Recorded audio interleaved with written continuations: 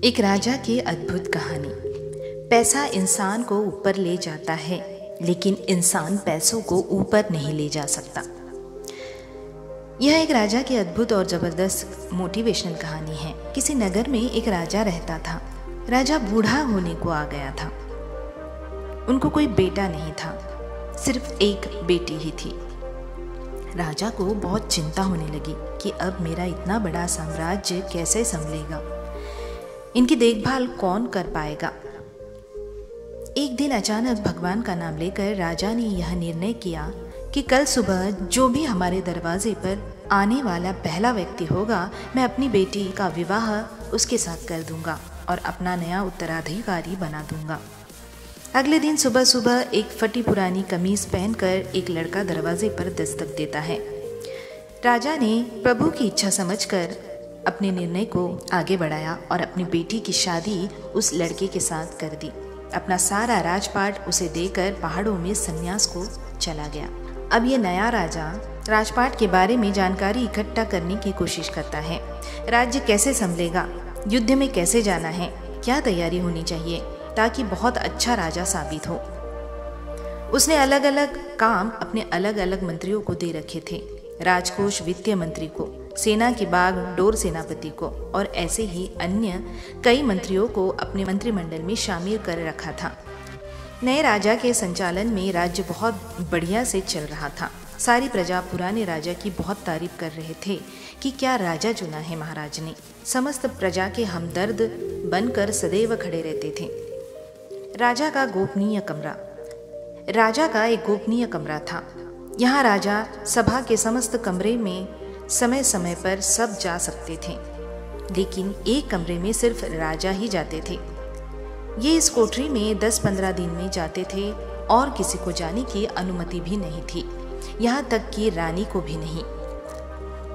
अब समस्त दरबारियों को जिज्ञासा हुई कि आखिर इस कमरे में ऐसा है क्या कि कोई अंदर नहीं जा सकता। जानने की इच्छा सभी को थी, लेकिन कोई पूछ नहीं पा रहा था।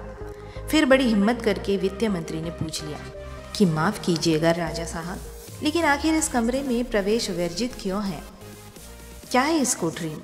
राजा ने उन्हें डांट लिया और कुछ नहीं बताया।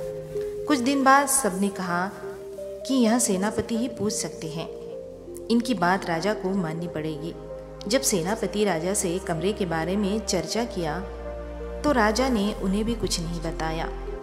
यहाँ से सबके मन में एक ही विचार आ रहा था कि अब रानी ही है जो इस कमरे के बारे में राजा से पूछ सकती है। सबने रानी से कहा कि आखिर इस कमरे में ऐसा क्या है कि महाराज आपको भी नहीं जाने देते। फिर क्या था, रानी ने तो एकदम जिद पकड़ ली कि अब तो मुझे जानना ही है। राजा के बहुत समझाने के बावजूद भी जब रानी नहीं मानी तो राजा उन्हें ले गए और कमरे का दरवाज़ा खोला। देखा तो उसमें कुछ भी नहीं था। एक फटी कमीज और कुछ फटे कपड़े टंगे हुए थे। सब ये देखकर हैरान थे। तो राजा ने बताया कि मैं अपनी शुरुआत को याद करने के लिए यहाँ आता हूँ।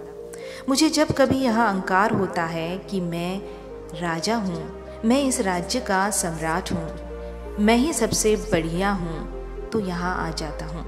आधे घंटे बैठा रहता हूँ, अपनी शुरुआत को याद करता हूँ और अपने आप को बताता हूँ कि मैं यही था, यही मेरी शुरुआत है। वो तो पुराने महाराज का शुक्र मनाओ कि मुझे राजा बना दिया। थोड़ी देर के बाद जब अहंकार टूट जाता है तो साफ और सच्चे मन से बाहर आता हूँ और अपने प्रजा की सेवा में लग जाता हूँ। कहानी से सीख। यह एक राजा की अद्भुत कहानी हमें यह बताती है कि अगर ज़िंदगी में कभी आपको ईगो आ जाए, आप अपने को बेस्ट मानने लगो, आपको लगता है कि मेरे जैसा तो कोई है ही नहीं, तो अपनी शुरुआत को याद कीजिए, अपने स्ट्रगल वाली पुरानी ज़िंदगी को याद कीजिए। आप सरल होने लगेंगे, विनम्र होने लगेंगे, ज़मीन से जुड़ा हुआ महसूस करने लगेंगे। इसीलिए कहा जाता है कि पैसा इंसान को ऊपर ले जाता है, इंसान पैसे को कभी ऊपर नहीं ले जा पाता। न्यू दिशा मोटिवेशनल चैनल के और वीडियोस देखने के लिए लाइक करें, शेयर करें, सब्सक्राइब करें और बेल आइकन बटन को दबाएं। देखने के लिए धन्यवाद।